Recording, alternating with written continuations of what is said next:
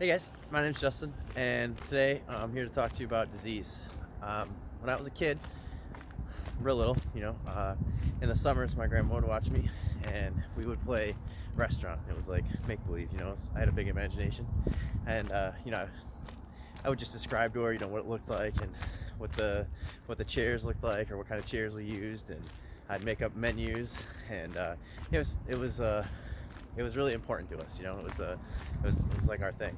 And as I got older, she ended up moving in with my parents. Her cognitive health had started to decline a whole lot, and she wasn't able to take care of herself anymore. So anyone that's been in that situation has to watch the slow decline of a loved one. My heart goes out to you. It's not a fun process. That's not to say we didn't have good times, because we did. There was there was one time I remember she woke me up and she's like freaking out. She's like, "You got to get me to work, Justin. We have to go to work, And I'm like 10 at this time, right? I'm like, I can't drive, Grandma. Like, how are we gonna get you to work? So he said, if it's not all bad. It's we had some good times in there, but unfortunately, Alzheimer's is not the only disease that we deal with. We have a lot of disease, which brings me, I guess, to I'll start with my next story. So, well, no, you know what? I'll keep talking about this. So, we disease is rampant in our lifestyles. Like 1 in 2 Americans suffer from disease, and it's not like um, this isn't like an isolated thing. In fact, it's I'm sure you or someone like when I started this, I'm in a health coaching course, and it's we study a lot of functional health, a lot of functional medicine, and when they go over diseases, they talk about autoimmune disease or autoimmune disorder, and I'm like, oh, I know somebody that has that. Or they talk about Alzheimer's, and hey, I've been through that, or hypertension, or cholesterol problems, or IBS, GERDs. Again, like I said, the more we talked about it, it became a lot more real to me, because I could put faces to the diseases we were talking about. And like I said, the statistic that 1 in 2 Americans suffer from chronic disease is eye-opening, but it's a lot. Is like I said, it's a lot more personal when you're able to put faces to it, and you know people that suffer with these diseases. I guess that brings me to my next story. This there's back in this is like the early 1900s. So there's a guy named Weston Price. He's a dentist, right?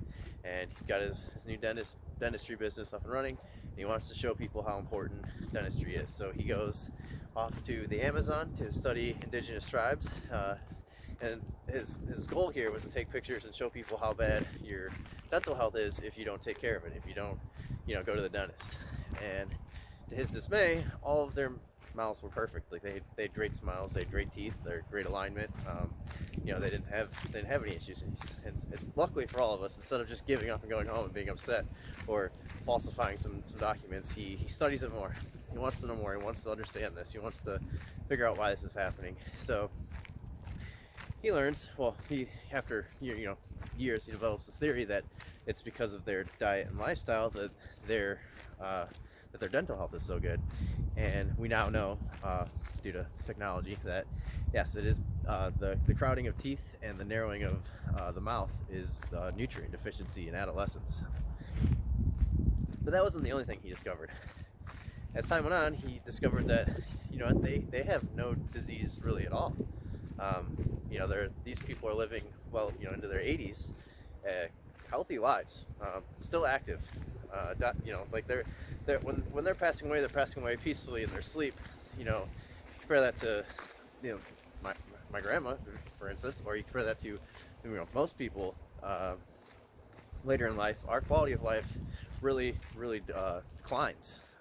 We don't have our quality of life is much worse than in our 80s versus in our 20s. Whereas in his eyes, he's looking at these people and going, these are healthier than most 30-year-olds in America. So again, why is this happening? And right back to that same point earlier, it's diet and lifestyle. So we've studied this now for a good I don't know, over 100 years now, because I think he was early 1900s. And we found that there's almost no cancer. There's there's no high blood pressure. There's no hypertension. No cholesterol issues. There's no gut issues. In fact, their microbiome, like their gut bacteria, is miles like so much better than ours. Like I was gonna say miles ahead of ours, but I don't know if that's a good analogy, a good way to show the like their gut health is spectacular compared to ours. So next, what do we do with this information? And functional medicine is really only taken off probably in the last, like I think it's like 2014 is really 2014 2015 when it really started taking off, and we're still in the real early stages. But what we're finding is, in over the years now, all these areas that modern medicine has not been able to, like, there's no prescription cure for Alzheimer's. There's no no prescription cure for MS. But these diseases don't exist in indigenous cultures. So why are they happening now? And that's kind of where functional medicine has stepped in and found that it's lifestyle. It's 85% lifestyle. They break it down into what I call the 4 pillars: the stress, sleep, diet, exercise, and in that order, really. And the purpose of this video isn't to tell you to change anything in your life, but I think it's important for people to know that chronic disease isn't a life sentence. This isn't something that has to happen. This isn't like I feel like we've accepted that, as you get older, like how many people I hear say, "Oh, it sucks getting old." It doesn't have to suck getting old. There's nothing that there's nothing inherently that has to be bad about getting older. I mean, yes, there's aging, but as far as your quality of life, there's nothing that has to be inherently bad about getting older. And that's kind of I think that's the biggest thing I want to share with everyone, is that chronic disease is not a life sentence. We've accepted these things, like as kind of part of life. You get older, and then disease, and it's kind of something that we have to deal with, or that you're not gonna be able to take care of yourself when you get older. But again, those things they don't have to happen. It's not the end of the world. Oh, I hear a car. I don't see a car. I hear a car. Oh, there he is.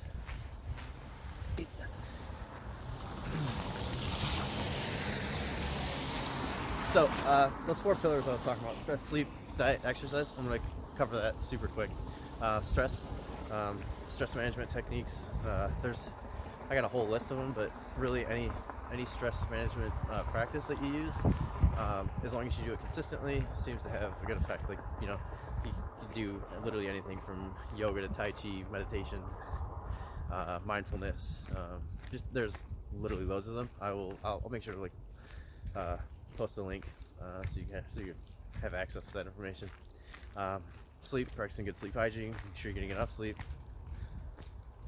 Sorry, I thought there was a car. I'm just losing it. There's nobody there. Making sure you're getting enough sleep, making sure you're not on your phone before bed. Again, I can post I have a good handout for that. And then diet. I've covered this so many times, but eating nutrient-dense foods, avoiding gluten, seed oils, and refined sugar. That's the big thing. Like, if you can avoid those things and eat, like if you can just avoid those things, like don't eat things that are bad for you, you're gonna be well on your way. But on the opposite end of that, eating things that are good for you, eating foods that are nutrient dense, organ meats, grass-fed eggs, wild caught freshwater fatty fish like salmon. Those are the big 3. I'll post more. I've got a whole write-up on diet on my website as well. And then exercise, which I say exercise, but really I should really just call it movement. I don't know why I get why they call it exercise, because that's like the common terminology, but really it should be movement. You have to move your body. If you're sitting for 8 hours a day, that's kind of one of the bigger problems. People that have office jobs, if you can change that to standing, like a standing desk, or work a way in to get up and stretch every 15 minutes, or move frequently, that's a much more critical, much more important factor. Here, I'll turn around. Yeah, so like I said, movement. It doesn't like that's another thing too is it doesn't have to be exercise doesn't have to be anything crazy. You know, it can be hiking or riding your bike or walking the dog. Just again, movement. um, oh, before I finish up, if you do have like um, if you do have a illness or a chronic disease and you want help with it, um, reach out for look for a functional medicine practitioner, and then or if you like say you go Justin, this sounds great and all, but how do I changing my diet's gonna be hard, or working on my stress is gonna be hard. That's what health coaches are for. Health coaches have a really high, like they're experts in habit change. They have a really high success rate, especially a properly trained health coach. It's not a you're gonna be you're the pioneer, you're the champion of your own health.